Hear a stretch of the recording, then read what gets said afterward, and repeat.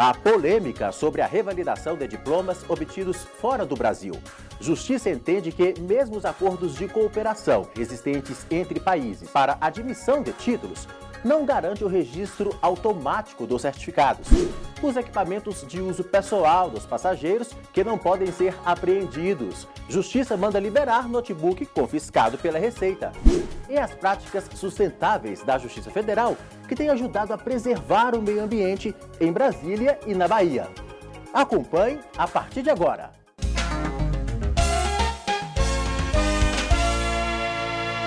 Olá! A gente começa o Inteiro Teor dessa semana mostrando como a Justiça Federal tem se posicionado em relação aos pedidos de revalidação de diplomas obtidos no exterior. Muitos casos acabam sendo judicializados depois que as instituições brasileiras negam a revalidação automática. Num deles, analisado pelo Tribunal Regional Federal da Primeira Região, ficou esclarecido que nem mesmo os acordos de cooperação, como o que existe entre os países do Mercosul para a revalidação de títulos, autorizam o registro direto dos certificados no Brasil, se antes eles não passarem pelo processo de revalidação. Exatamente.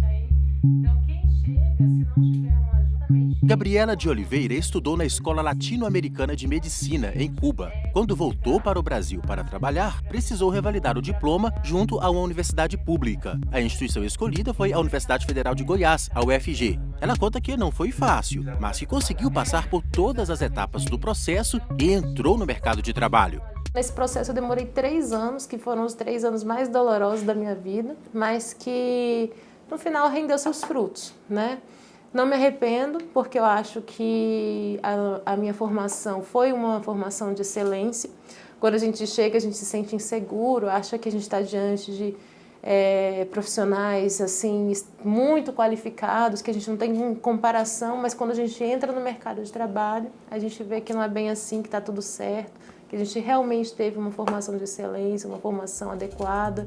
Os médicos brasileiros ou estrangeiros residentes no Brasil que obtiveram diploma de graduação em instituições estrangeiras reconhecidas em outros países têm a opção de se inscrever para o Exame Nacional de Revalidação de Diplomas Médicos, o Revalida, do Ministério da Educação. Os testes, incluindo a avaliação de habilidades clínicas, são preparados e aplicados uma vez por ano pelo Instituto Nacional de Estudos e Pesquisas Educacionais, o INEP. As instituições que aderem ao Revalida, elas usam o nosso resultado como a avaliação de habilidades e competências do candidato. A partir daí, elas têm alguns critérios que lhes são próprios com relação à avaliação de outros quesitos. Cada instituição tem o seu processo. A única coisa que o Revalida propicia para algumas dessas instituições é que ela evite o processo avaliativo em relação a essas habilidades e competências. Até mesmo os títulos de mestrado e doutorado obtidos fora do país precisam passar pelo processo de revalidação. E a regra vale para todas as áreas do conhecimento. Só que tem gente que tenta a admissão automática e vai até a justiça para defender isso. No TRF da Primeira Região em Brasília, os desembargadores da 5ª turma analisaram recentemente recurso de um estudante que obteve o grau de doutor em contabilidade expedido por uma instituição da Argentina. Ele alegou que a existência do Acordo de Admissão de Títulos e Graus Universitários para o exercício de atividades acadêmicas nos Estados partes do Mercosul garantia o registro automático do seu diploma no Brasil. Mas o relator, desembargador Souza Prudente, que foi acompanhado pelos demais magistrados, manteve a sentença da primeira instância que negava o pedido. Segundo ele, a Lei 9.394, de 1996, conhecida como Lei de Diretrizes e Bases da Educação, a LDB, não dispensa o processo de revalidação, mesmo no caso de acordos bilaterais. A advogada Thaís Dias Lima, que é especialista em direito público, explica que a LDB estabelece uma série de requisitos para que os diplomas obtidos no exterior sejam revalidados no Brasil, e poderá estabelecer acordos para facilitar os processos, mas nunca esta revalidação será automática. Nada impede que o Brasil estabeleça acordo com outro estado estrangeiro a respeito da revalidação de diplomas. Inclusive, o Brasil no Mercosul, ele tem esse acordo. Mas esse acordo ele não abrange nem exaure as necessidades que são fixadas na legislação. Então, no Brasil, hoje, não existe nenhum acordo estabelecido com nenhum país que estabeleça que a revalidação será automática. Se a pessoa fizer um curso de graduação ou pós-graduação no país X e voltar para o Brasil, essa revalidação ela nunca será automática. Com ou sem acordo entre países, os diplomas precisarão ser revalidados em instituições como a Universidade de Brasília, que oferece a opção de complementação dos estudos para aqueles profissionais que precisarem. Quando a instituição entende que para revalidar aquele diploma é preciso uma formação complementar, isso está normatizado mais recentemente pela portaria número 22 de 2016 do MEC. A instituição tem essa possibilidade. Em admitindo essa possibilidade, precisa oferecer ao estudante as condições para fazer esse estudo complementar. Isso varia de uma instituição para outra. Na Universidade de Brasília, a gente oferta essa possibilidade na forma de matrícula com um aluno especial.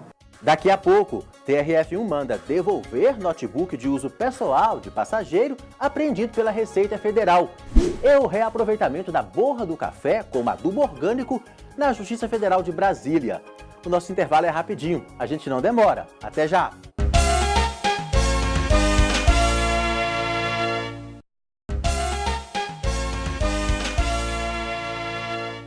Quando você viaja de avião, carrega consigo notebook, tablet, celular?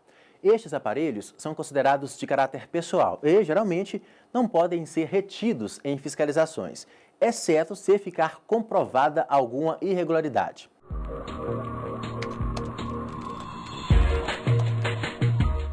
Wesley está sempre antenado nas novas tecnologias e, quando viaja para o exterior, traz algum equipamento que usa no dia a dia. Em uma das ocasiões, comprou um notebook, mas no aeroporto foi questionado pela Receita.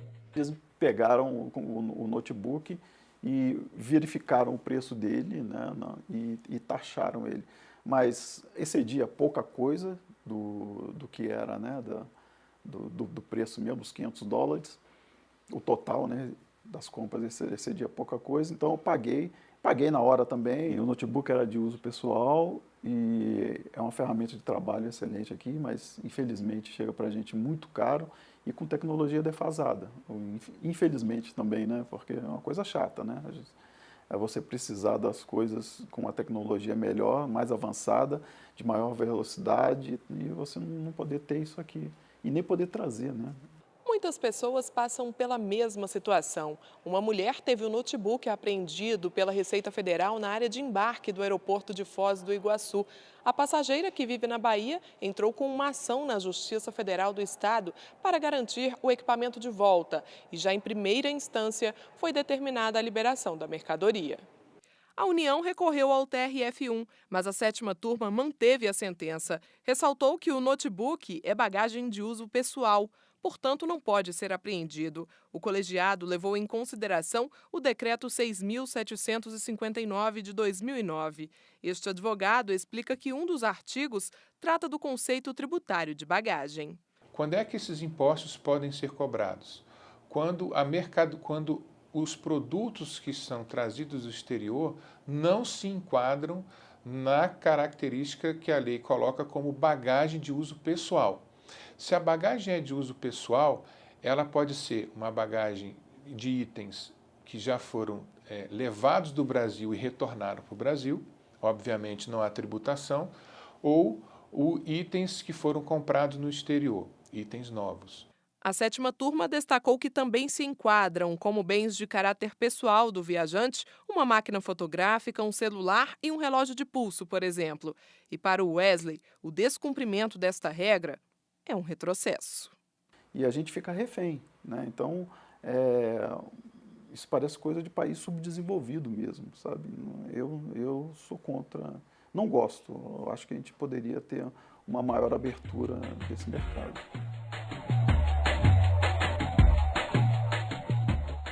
E a gente termina o programa de hoje mostrando exemplos de sustentabilidade que vêm da Justiça Federal em Brasília e na Bahia. As duas sessões judiciárias têm experimentado práticas que ajudam a proteger o meio ambiente, como o reaproveitamento da borra do café como adubo orgânico e uma melhor gestão no uso de descartáveis e papéis. Acompanhe com Daniela Garcia. Um hábito que faz parte do cotidiano dos brasileiros. Em qualquer hora do dia, lá está ele, o famoso café. E fazer essa bebida que caiu no gosto popular é simples. O que nem todos sabem é que uma das etapas de preparo pode se transformar depois em uma ação positiva para o meio ambiente e ainda gerar economia. Isso mesmo, a borra de café pode ser reaproveitada como adubo orgânico. E por isso, a Seção Judiciária do Distrito Federal começou um processo de separação do resíduo produzido em 3 edifícios da seccional. O pessoal do TRF convidou a gente para participar de uma reunião com o pessoal do TRT, do STM e com o Jomar, que é o responsável pelo socioambiental do TST. Ele apresentou o projeto da borra de café, da compostagem, como eles realizam, e a gente voltou para cá com aquela vontade de fazer funcionar. Então, a gente já fez o processo do SEI, mandou para a direção do foro fez alguns questionamentos, a gente respondeu e o pessoal do Núcleo de Serviços Gerais colocou em prática. Após a separação na Seção Judiciária do DF, a borra é encaminhada ao Tribunal Superior do Trabalho para adubar o jardim do TST. E esta área verde não deixa apenas a paisagem mais bonita por aqui. Ela também tem como função prevenir a erosão e preservar a temperatura do local.